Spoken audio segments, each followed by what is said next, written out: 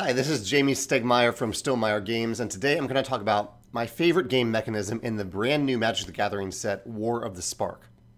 As I usually do with a new Magic set, I host a draft for it. I usually only play a set a few times, a few drafts in a set. And that's what I did. This past weekend, I hosted a draft for War of the Spark, and I had some of the most fun I've ever had playing Magic because they did something really cool with this set with the Planeswalkers. And to give you some context, if you don't follow Magic the Gathering, because I think this still applies to other games, other tabletop games, there are some really powerful cards in Magic the Gathering called Planeswalkers. And up until this point, they've been very rare. They've been the highest level of rarity. You hardly ever see them.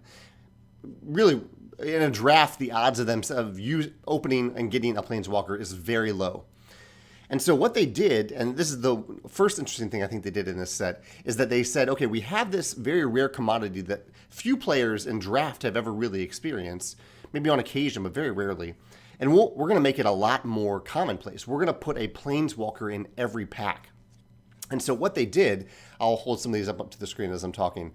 What they did is they made common, rare, and mythic rare Planeswalkers in this new set.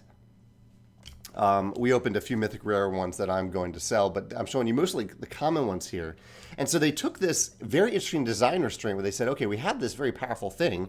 How can we make it a little bit less powerful, but still have it be exciting and unique so that we can offer it in various rarities to have it show up more often in these games, which I think is really interesting. And what they did is they gave them all persistent abilities. You can see all these Planeswalkers have this ability that impacts play right away. This one says your opponents can't gain life.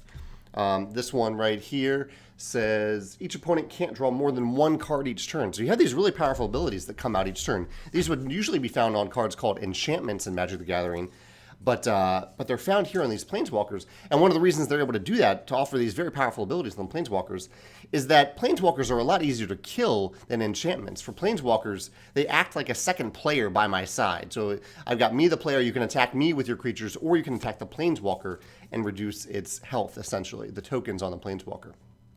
So that's one really cool thing they did about it.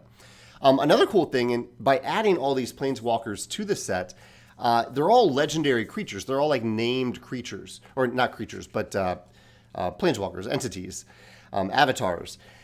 And so you can't have more than one in play on your side of the table at any given time, which adds a new element to drafting because, like I don't know if I showed you this, but there are a few of these that are duplicates. Yeah, here's one. So I have this one came around the table, and then there's another one here that came around the table too.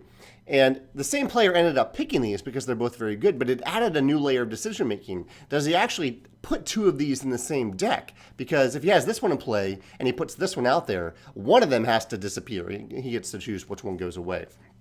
So it adds a new interesting layer during draft. You actually take more than one of these very powerful cards. I also really like, I mentioned that the idea of attacking a player versus attacking the Planeswalker, I think that adds a very interesting choice in the game.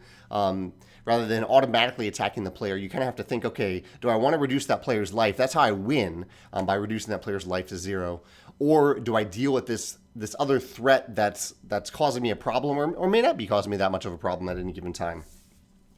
I really like that the Planeswalkers use their life as a resource. This has been seen in Magic before. You can spend your life at certain times based on the cards to gain certain things. But I really like that the life of these Planeswalkers, so when this guy comes into play, you put 5 counters on it. And those are essentially this Planeswalker's life. When he has 0 counters on him, he goes away. But you can spend those counters. This is -2, so spend 2 of those counters to create a 0/3 white wall creature with Defender. So you can choose to decrease the life of this Planeswalker, and you can do it right away, the turn that it comes out. Or you can try to keep it in play with as many counters as possible on it. Usually you're spending those counters, but it adds another interesting decision. How do I spend this life? And I really do that. I like that a lot in games when you have this thing that's integral to you winning, your life. And if you're given an interesting choice to actually spend that as a resource or not. I think I've hit. Oh, the last thing is there is an ability called Proliferate in this set. So I really like in Magic and in other games where they have a special card like Planeswalkers, and then they have a completely separate ability that you can build around, that you can use. And in Proliferate, that ability says when you cast a card with Proliferate, it's a hard word to say a lot, you get to add 1 counter to every card that you have that already has a counter on it. So the Planeswalkers play right into that. So I really like that kind of synergy between mechanisms in Magic and in other games where you have these 2 completely separate abilities, but they tie together if you choose to do so. I think that's really cool.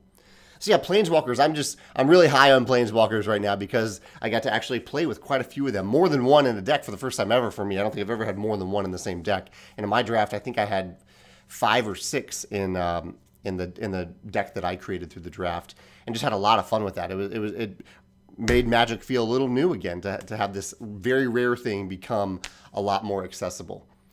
I don't know if this gives you any ideas about tabletop games. I love applying this type of thing from Magic to other tabletop games. So if you have any thoughts or ideas, if this makes you think of any other tabletop games, I'd love to hear about that in the comments. Or if you have a favorite mechanism in War of the Spark that you'd like to share, I'd love to, or about Planeswalkers in general, I'd love to hear about that in the comments as well.